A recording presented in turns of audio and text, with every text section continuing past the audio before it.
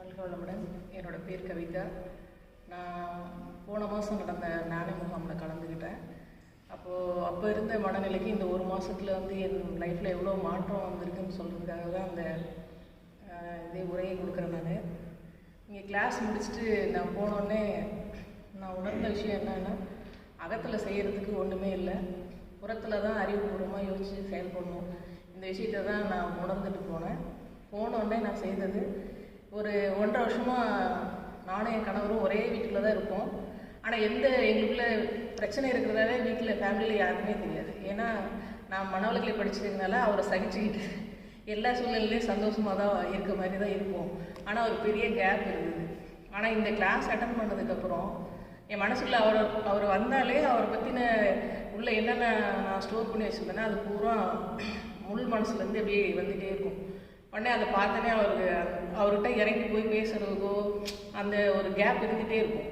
ஆனால் இந்த கிளாஸுக்கு அப்புறம் அவரை பார்த்த அந்த எண்ணங்கள் வரும்போது இது உள்ளே இருந்து வருது அகம், இதுக்கு நம்ம ரெஸ்பான்ஸ் பண்ண தேவையில்லை அப்படின்னு ஒரு தாட் வந்தோன்னே அதுக்குள்ளே இருந்த எல்லா விஷயங்களுமே மறைஞ்சு போயிடுச்சு.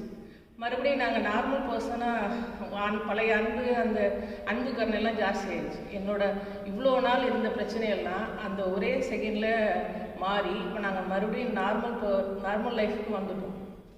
இது என்னோடய ஃபஸ்ட்டு இது. ரெண்டாவது, பசங்களை ரொம்ப கண்டிப்பேன். அப்புறம் ஏதாவது நானே தப்பு பண்ணியிருந்தேன்னா கூட அவங்கக்கிட்ட இறங்கி போய் ஒரு சாரி கேட்கவே மாட்டேன். இந்த தடவை ரொம்ப 2 பேரும் அண்ணனும் தங்கச்சியும் சண்டை கட்டி நான் நடுவில் புகுந்து சண்டை போட்டு நானும் அடிக்கிற அளவுக்கு ஆயிடுச்சு. எனக்கே ஒரு பயம் வந்துருச்சு, நம்ம என்னடா அடிக்கிற அளவுக்கு போயிட்டோம். ஏன்னா இவ்வளோ நாளும் 23 வருஷமாக மனவளக்கலை படித்து கோவத்தடக்குன்னு இவ்வளோ இருந்தோம். ஆனால் திடீர்னு நமக்குள்ளே இருந்து கோவம் இப்படி நம்மளை மீறி எக்ஸ்போஸ் ஆயிடுச்சு அப்படின்னு நான் ரொம்ப யோசித்தேன். ஆனால் இப்போ தான் தெரியுது, நான் அதை ஃப்ரீயாக விட்டுட்டனால அந்த உணர்வு அதுக்கப்புறம் உடனே நான் அனலைஸ் பண்ணிட்டேன். நமக்கு கோவம் வந்துச்சு, அது நம்ம ரியாக்ட் பண்ணிட்டோம், அது இயல்பு, நம்ம அதை மாற்ற முடியாது, அது போட்டது போகட்டும் அப்படின்னு சொல்லிட்டு விட்டுட்டு பசங்கக்கிட்ட மன்னிப்பு கேட்டேன். நான் தெரியாமல் உணர்ச்சி வசப்பட்டு நடந்துக்கிட்டேன், என்னை மன்னிச்சிடுங்கன்னு. இந்த மன்னிப்பு பார்த்தீங்கன்னா அவங்களுக்குள்ள நிறைய மாற்றங்களை கொண்டு வந்துருச்சு. அதுக்கப்புறம் இவ்வளோ நாளும் என் பசங்களோட என்னோட ஃப்ரீயாகவே பழக முடியும்.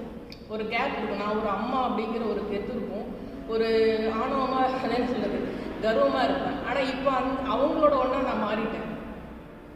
ரொம்பவே ஃப்ரெண்ட்லியாக மூவ் பண்ணுற மாதிரி இருக்குது. அதேமாதிரி எந்தாவது வேலை செஞ்சுட்டு இருக்கும்போது எனக்குள்ள எண்ணங்கள் வந்துகிட்டே இருக்கும்.